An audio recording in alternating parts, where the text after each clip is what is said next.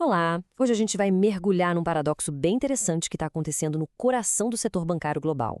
Usando como base a análise anual do setor bancário global da McKinsey de 2025, vamos entender por que, mesmo com lucros recordes, o mercado está tão desconfiado.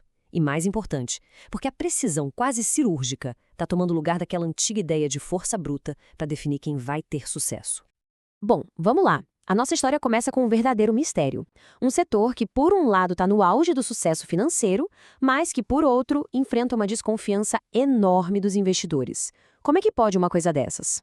Então, para a gente ter uma ideia da dimensão disso, em 2024, o setor bancário mundial teve um lucro líquido recorde. Estamos falando de 1,2 trilhão. É um número, assim, monumental. É o maior que qualquer indústria já registrou na história. Mas é aqui que o paradoxo aparece, e esse gráfico mostra isso de um jeito muito claro. Mesmo com todo esse lucro, os mercados olham para os bancos com uma desconfiança. A avaliação do setor bancário é quase 70% menor que a média de todas as outras indústrias. Ou seja, a avaliação dos bancos é de apenas uma vez o seu valor patrimonial, enquanto o resto do mercado está na casa de 3 vezes. É uma diferença gritante. Então, por que essa desconexão toda? O ponto principal é o seguinte: os investidores simplesmente não acham que essa festa vai durar muito. Eles olham para esses lucros gigantescos e pensam, ok, isso é resultado de condições passageiras, como juros altos, que logo vão mudar. Basicamente, eles duvidam que o modelo de negócio atual seja sustentável a longo prazo. E é justamente essa dúvida que leva a gente para a ideia central do relatório.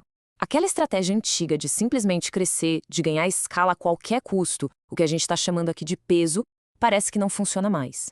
Agora, para sobreviver e principalmente para prosperar, é preciso uma abordagem nova, muito mais focada e precisa. E o que é bem legal nesse slide é essa comparação direta.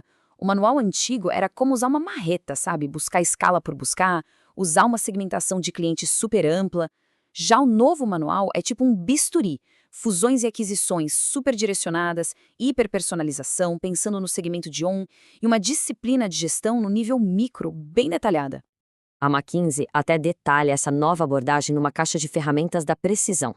E ela tem 4 pontos principais. Primeiro, usar a tecnologia, principalmente a inteligência artificial, de forma cirúrgica. Segundo, entender o novo consumidor num nível totalmente individual. Terceiro, gerenciar o capital como a disciplina micro. E quarto, usar fusões e aquisições para preencher lacunas específicas, e não só para crescer por crescer. Agora, vamos focar um pouco na força que talvez seja a mais transformadora dessa nova era, a inteligência artificial. A IA não é só mais uma ferramenta, não. Ela é, ao mesmo tempo, uma oportunidade gigantesca e uma ameaça que pode ser até existencial para os bancos. Bom, para os bancos, a oportunidade interna é enorme. Implementar IA de verdade pode levar a uma redução de custos de 15% a 20%. Isso vem da automação de operações, do monitoramento de risco em tempo real e de um atendimento ao cliente muito, mas muito mais eficiente. Só que tem o outro lado da moeda. O perigo de verdade, como essa citação aqui destaca, aparece quando a inteligência artificial vai parar na mão dos consumidores. Agentes de IA pessoais podem basicamente corroer por dentro os modelos de lucro dos bancos. E esse gráfico aqui mostra exatamente onde o risco é maior.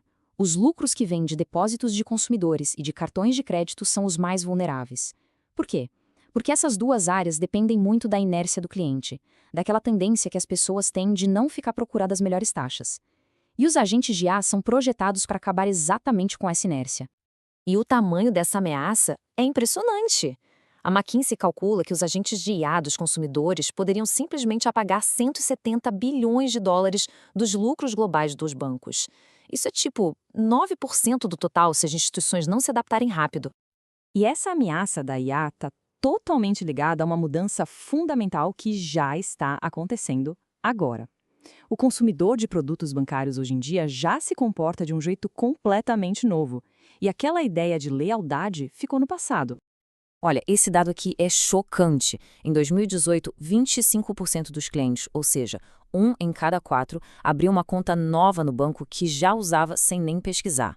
Agora, em 2025, esse número despencou para só 4%. Hoje, quase todo mundo pesquisa alternativas. A lealdade bancária, como a gente conhecia, acabou. Com a lealdade morta, o novo campo de batalha é o que os especialistas chamam de conjunto de consideração inicial. Para vencer nesse novo cenário, o banco precisa ser uma das primeiras opções que vem à cabeça do cliente quando ele começa a pensar no assunto. Se não estiver nesse grupo inicial, as chances caem drasticamente. E isso tudo nos leva à conclusão.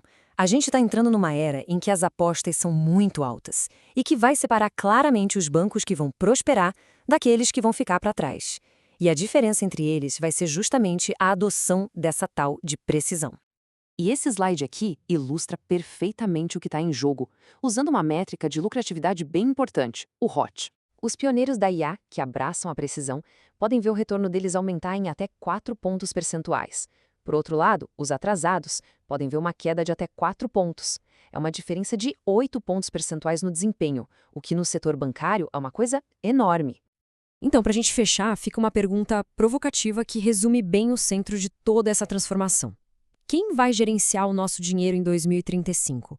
O nosso banco de sempre? Ou uma inteligência artificial pessoal trabalhando para a gente? O futuro das nossas finanças pode não estar nas mãos das instituições que a gente conhece hoje. E a corrida para definir esse futuro? Bom, ela já começou.